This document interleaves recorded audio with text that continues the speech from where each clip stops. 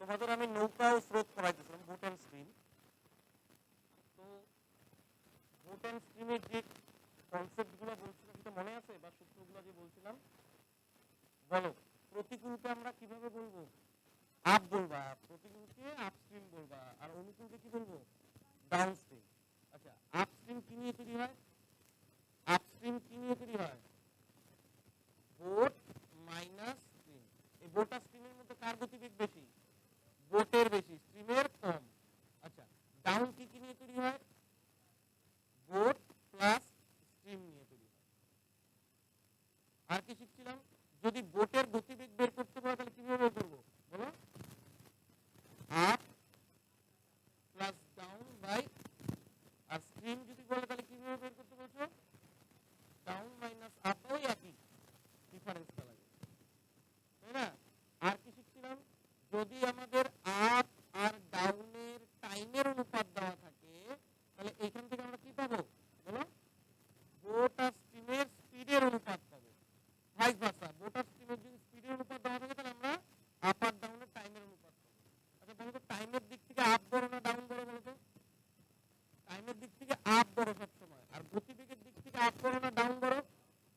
গতিবেগের দিক থেকে ডাউন বড়। এই তো। আর বাদ বাকি যে ইউনিভার্সাল রুল ছিল টাইম এন্ড ডিস্টেন্সের, সেইটাই, distance is equal to speed into time, time is equal to distance by speed, আর স্পিড ইজ ইকুয়াল টু কি? Distance by time. আর kilometre per hour metre per second, মনে আছে তো? 5/18, 18/5। আজকে পরের অঙ্ক দেবো।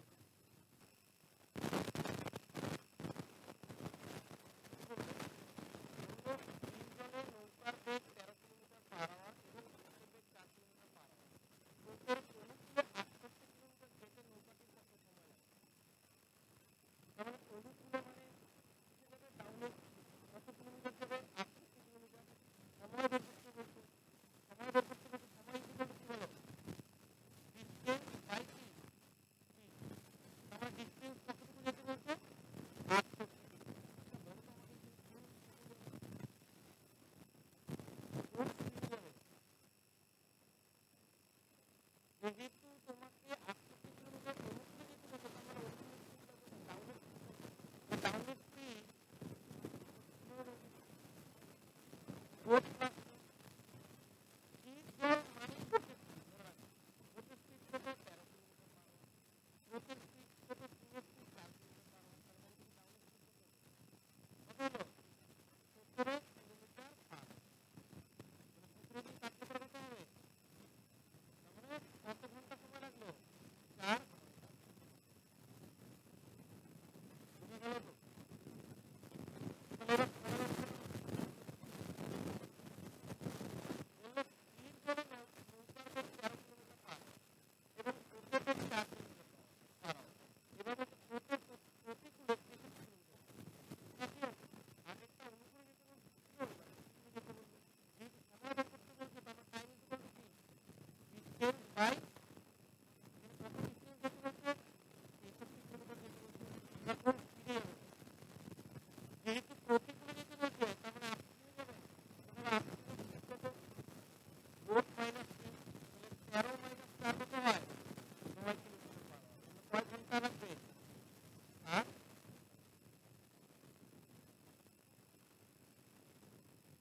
এখানে তো কোনো সমস্যা নাই। তাহলে নিচের অঙ্কটা বলুন কি বলছে? বললো স্থির জলে একটি নৌকার বেগ 10 কিলোমিটার পার আওয়ার, স্রোতের বেগ 5 কিলোমিটার পার আওয়ার। স্রোতের অনুকূলে 1 ঘন্টা 12 মিনিট নৌকাটি কত কিলোমিটার যাবে? এবার কি বের করতে বলছে বলো? ডিস্টেন্স বের করতে বলছে না টাইম এন্ড ডিস্টেন্স? আমরা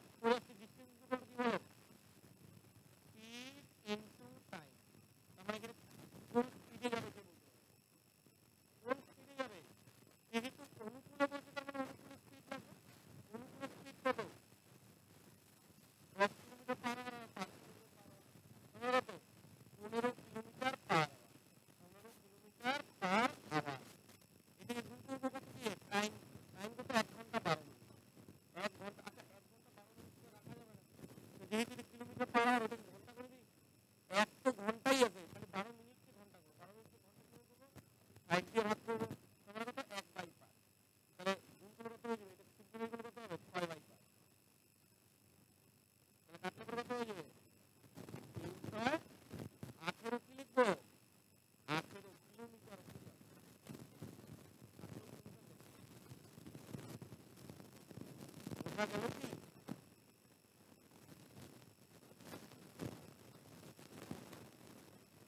তাহলে পরের অঙ্কে যাবো।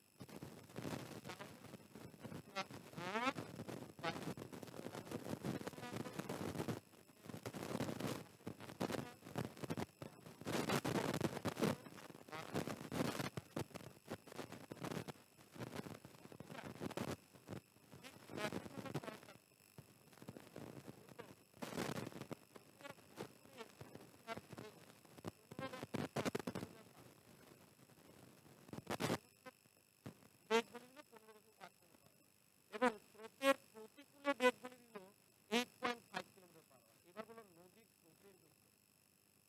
স্রোত মানে কত? স্ট্রিম। তাহলে স্ট্রিম ইজ ইকুয়াল টু কি সূত্র বলে দেখি? Stream is equal to down minus up by 2। তাহলে 15.5 থেকে 8.5 কে গুণ করা খুব সোজা। হ্যাঁ, কত?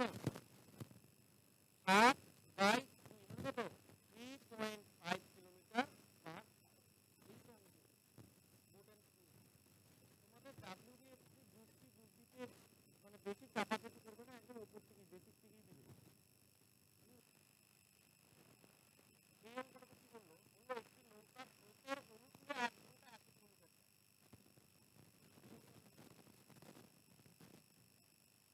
ডাউনের গতিবেগ কত? ডাউনের গতিবেগ কত? ঘন্টায় কত? পেছনের গতিবেগ। 8 ঘন্টায় যদি 8 কিলোমিটার যায় তাহলে 1 ঘন্টা কত? 10 কিলোমিটার। তোমার ডাউনের গতিবেগ কত? 10 কিলোমিটার পার আওয়ার। এবার বললো স্থির জলে নৌকার বেগ 8 কিলোমিটার পার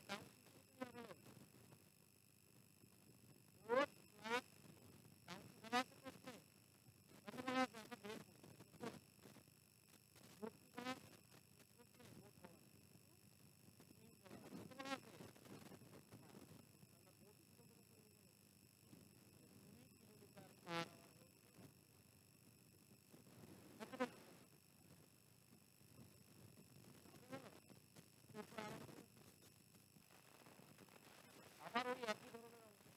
বললো একটি নৌকা স্রোতের অনুকূলে 65 কিলোমিটার দিয়ে 5 ঘন্টা। তার মানে এই লাইনটা থেকে আমরা কিসের স্পিড পাবো? ডাউনের স্পিড। তো ডাউন যদি 65 কিলোমিটার 5 ঘন্টা আগে 1 ঘন্টা কত হবে? আধা ঘন্টা। কত? তাহলে 13 কিলোমিটার পার আওয়ার এটা ডাউনের স্পিড। এবার বললো স্রোতের প্রতিকূলে একই দূরত্ব যে 13 ঘন্টা, একই দূরত্ব ওই 65 কিলোমিটার যেতে লাগে 13 ঘন্টা। তার মানে এই লাইনটা থেকে আমরা কি পাবো বলো? 8 পাবো না? ও যদি 65 কিলোমিটারে যদি 13 ঘন্টা হয়ে যায় তাহলে 1 ঘন্টা কত? 5 কিলোমিটার পার আওয়ার। তাহলে আমাকে কি বের করতে বলছে বলো? নৌকার গতিবেগ। স্পিড মানে নৌকার গতিবেগ। নৌকার গতিবেগ কত? তাহলে বোট ইকুয়াল টু কত হয়ে যাবে? Down plus 8 by 2। তাহলে 13 প্লাস 5 18 বাই 2 করলে কত? 9 কিলোমিটার পার আওয়ার। এটি আসছিল।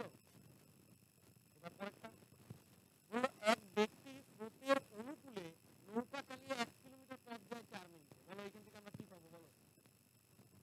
ও অনুকূলে চালাচ্ছে তো আমরা ডাউনের স্পিড পাবো, কিন্তু এটা তো প্রতি ঘন্টা বের করতে পারবো না। কেমন বের করবো?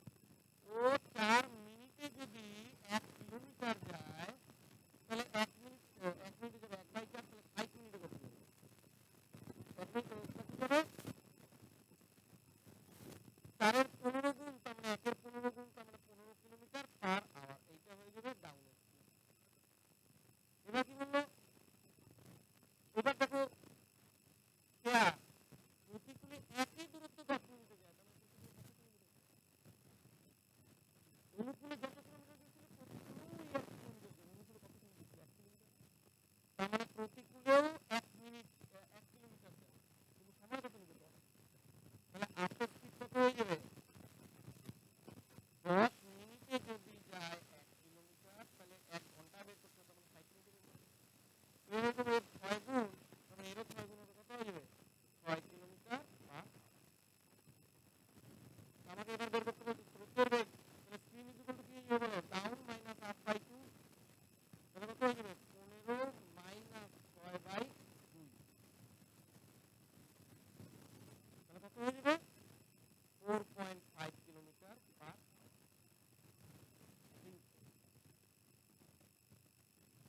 এই দুটো সোজাই ছিল। এবার পরের অঙ্ক দেখো। এই অঙ্কটাতে কি বললো? বললো একটি নির্দিষ্ট সময়ে একটি বালক স্রোতের প্রতিকূলে যে দূরত্ব অতিক্রম করে স্রোতের অনুকূলে তার দ্বিগুণ দূরত্ব অতিক্রম করে, নাকি না? তার মানে একটা বালক স্রোতের প্রতিকূলে মানে আপে যত দূর যাবে ডাউনে তার থেকে দ্বিগুণ যাবে, তাই তো বলতে গেছে। তার মানে ওই ছেলেটা যদি স্রোতের প্রতিকূলে 1 যায় তাহলে ডাউনে কত যাবে বলো? তাহলে এটা কিসের অনুপাত বলো? এটা কিসের অনুপাত? ডিস্টেন্সের অনুপাত। কিসের অনুপাত বলে দিল?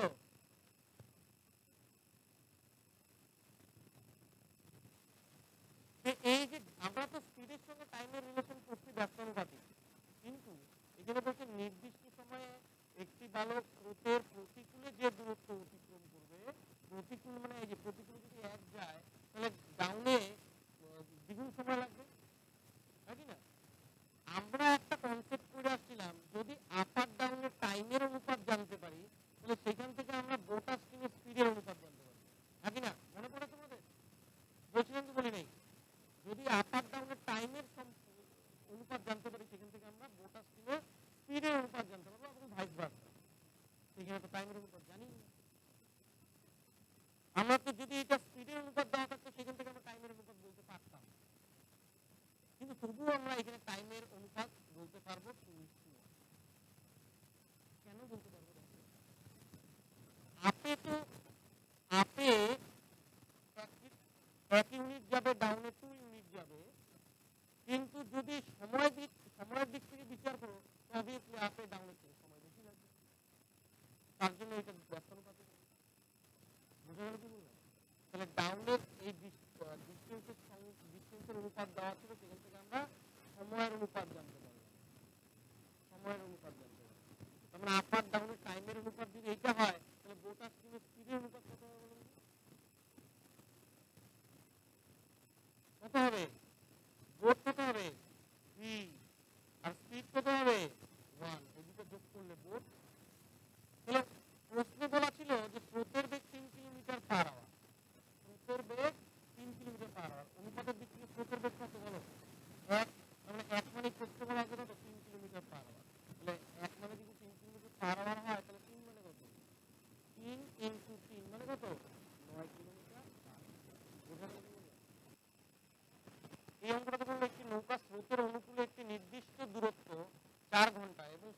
প্রতিকূলে ওই একই দূরত্ব 5 ঘন্টা অতিক্রম করে।